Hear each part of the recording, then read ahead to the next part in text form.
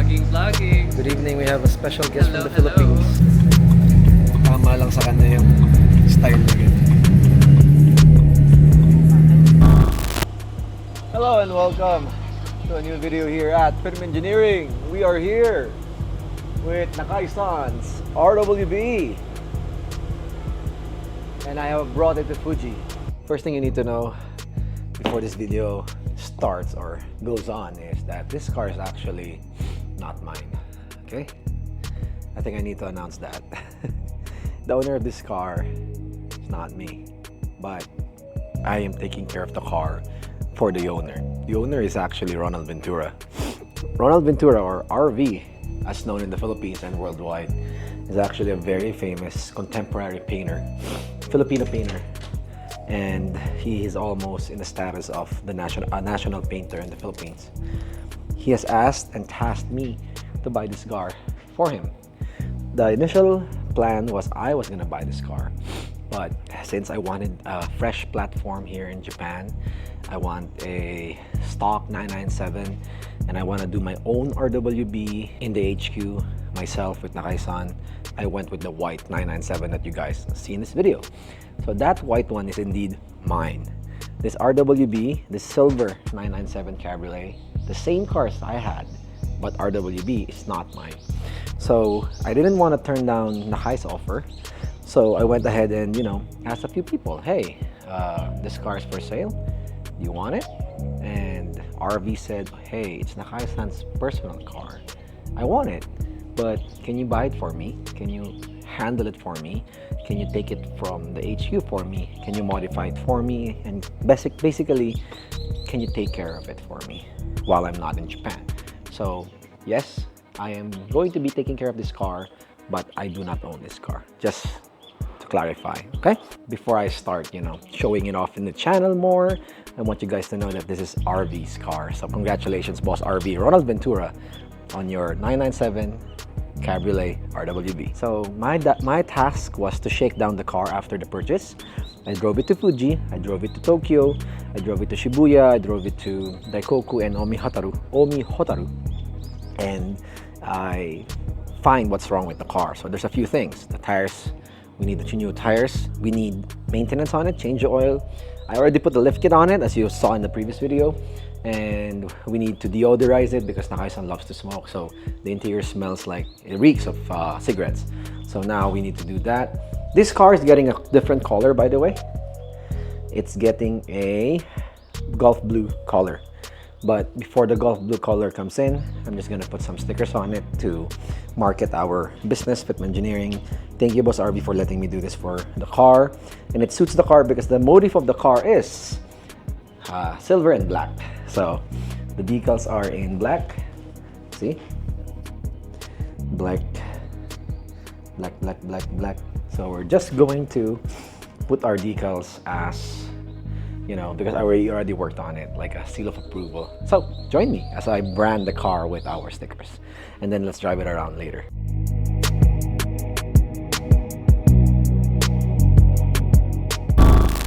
I installed this really nice car mount, magnet mount for your phone here.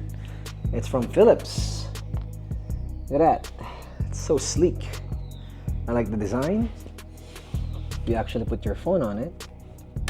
Like that. Cool, right? Boom. It's good. Yeah. The stickers looks good as well. Alright, the front.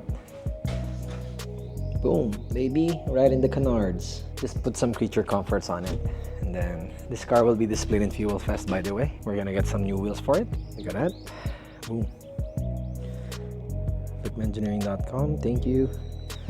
Boom, looks good. Okay, so let's drive it around Fuji. So, join us as we drive it around. Good morning. I wasn't able to film last night, or yesterday rather, because of heavy rainfall here in Fuji Kawaguchiko.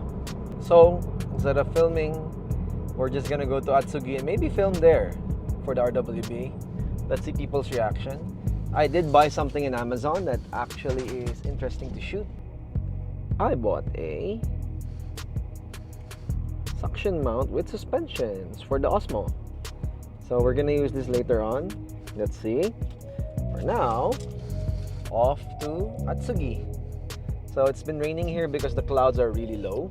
I don't know if you can notice it, but the clouds are really low. It's been fogging up since last night, and it's been raining hard. Well, not really raining hard. It's just getting wet due to the rain, to the clouds rather, rain clouds. For now, we'll drive to Fuji, from Fuji to Atsugi, where it's a bit more sunny, so that we can shoot some videos. And we're gonna check the white car. The white car's almost done, so I'll see you guys there. Alright, okay. Sorry, hindi kami nakakapag-video so far, but this car is done. Hindi na nakapag-follow up video kasi it's really hard to align this car, so follow-up video lang muna tayo. We are actually going back home. This car is completely done. We are actually preparing this car for Angie, our boss, mentor, good friend, you know, biggest supporter, Boss Angie King. She's flying to Japan tomorrow. She's arriving around 3 p.m. Japan time, JPY time. Okay, so we've been prepping the RWB for her to drive because she will be going to join the Idlers Cup 12 hours endurance race after like almost half a decade of not joining. And she needs a car to drive. She wants to drive a car in Japan again. And this car is actually going to be her steed once she arrives in Japan tomorrow. We put ETC card on it. We cleaned the car. We aligned the car. We put air cups on it. We dialed it in, shook it down, prep it for her so that she will be able to enjoy it. And this is something that I want to offer to my friends and clients and future people na mamimit ko here in Japan. We want to offer something like this. When you come to Japan, we'll meet you at the airport. We'll give you a car to drive to enjoy what is one of the best, probably is the best place to enjoy car culture, which is Japan, you know. So that is the intro, or that is the main goal why we are hauling our ass for this car. The air cup kit is done. I'll take a video of that later. And then tomorrow we'll have a montage of we cleaning this car.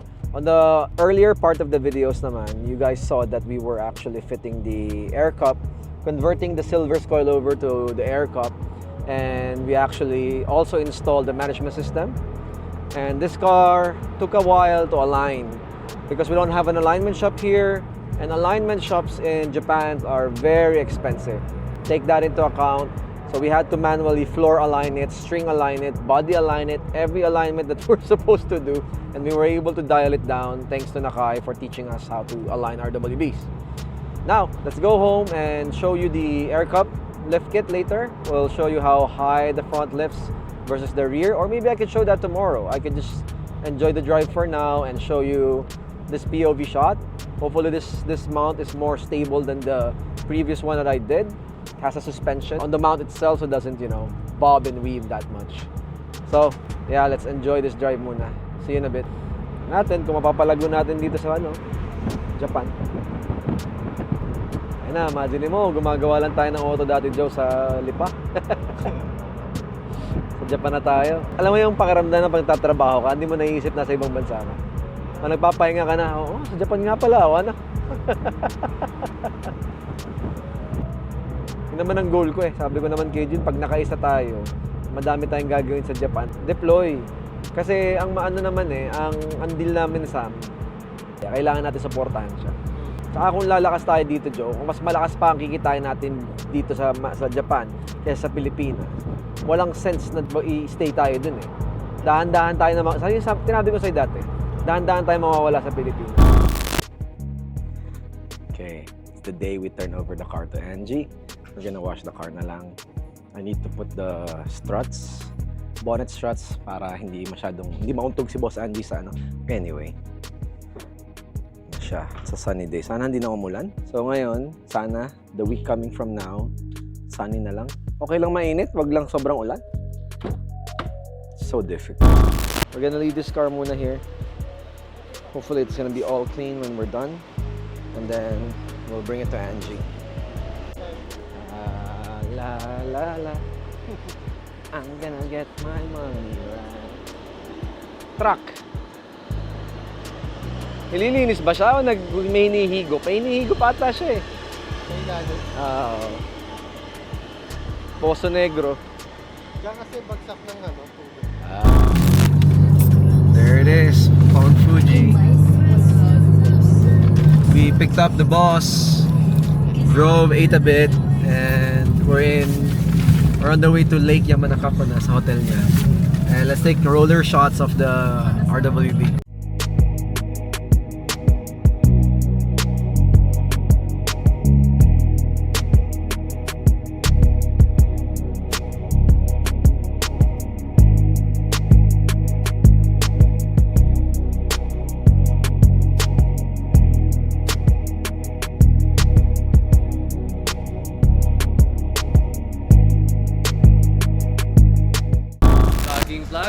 Good evening, we have a special guest from the Philippines.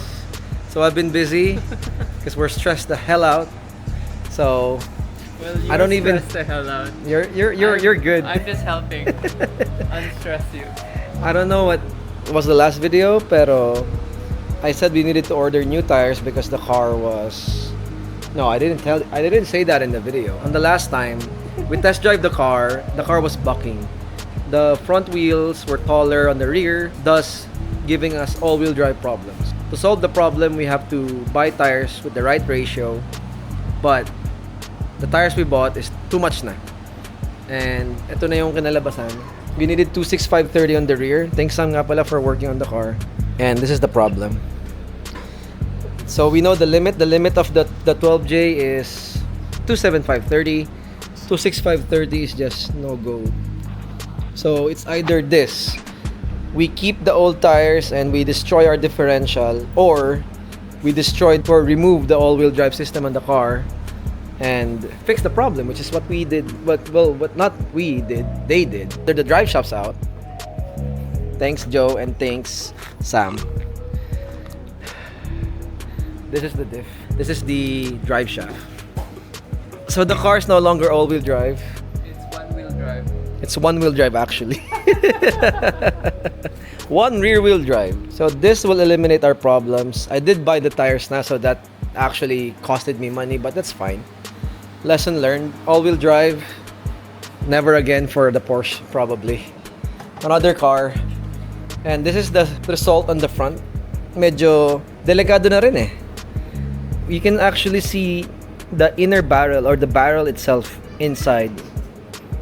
And the tire sidewall is just too thin na talaga. I can't even bring this to Fuji. One up to the house, gas-gas yung mga labing yan for sure. It's too small na eh. Yeah, because diba, Delix na yan eh. the sidewall is supposed to protect the tire. Yeah, and there's no sidewall protection already. And you can see the inner bead. This Yeah. will debead. For sure, it will. Yun din eh. You're not Kaya nga supposed alangan to ako kanina eh. You're not supposed to see that flat spot there. Correct, yeah. People do run this, but they're crazy. Yeah, and they run slow. Yeah, and this is a turbo.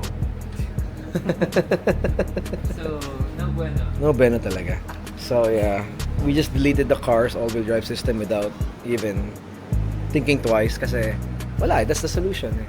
And we want to stop working on this car. To be honest with you guys, ayoko na magtrabaho sa otong to kasi we have a client right there and we want to work on that car, not on this car anymore. This car has to be finished na. So, the fastest way, less cost, remove the all-wheel drive system. Thanks, Joe. Uwi na yan tomorrow. Joe's been sagad-sagad na. He's gonna go rest muna tomorrow with his family, tomorrow night. Wala, testing muna tayo. Huwag ka muna mo. Yeah. If it's still bucking, then something's wrong. No. If that's weird na.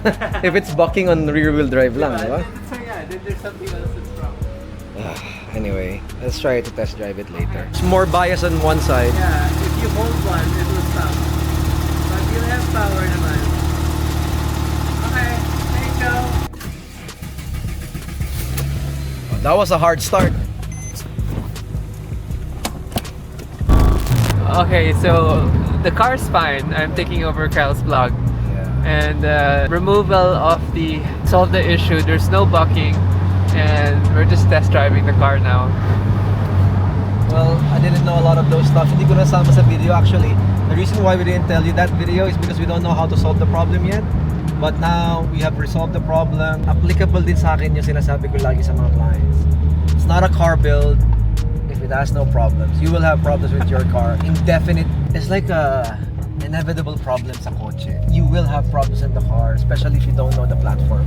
And this is like, as a newbie sa akin sa turbo platform and all-wheel drive platform, now I know. I wish just, alam mo, some part of me is just like, I wish I slowed down to just ask proper questions.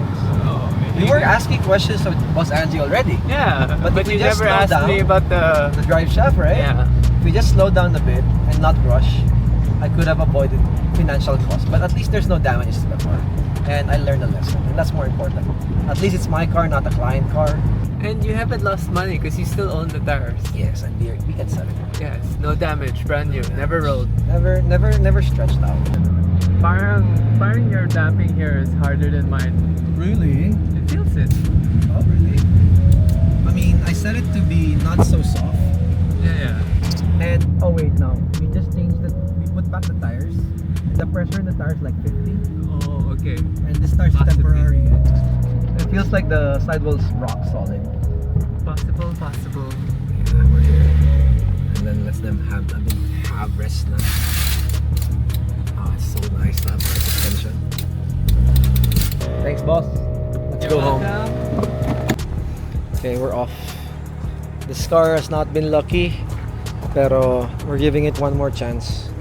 We deleted the drive shaft na, so rear wheel drive na tayo. See you guys tomorrow. Wow, so nice. The suspension on the mount works. Now the car is fun to drive. Yes. Feels like a turbo now. Yeah. It's just that this car has such a wide rear wheelbase that we don't feel the rear slipping.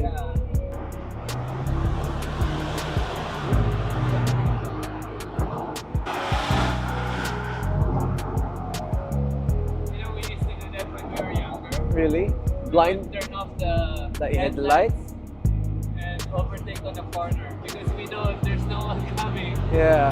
There's no light, there's no, yeah. that's no one coming. But that's thinking if the guy in front of you has lights or not. If it's a jeepney and there's no lights, you're fucked. Yeah.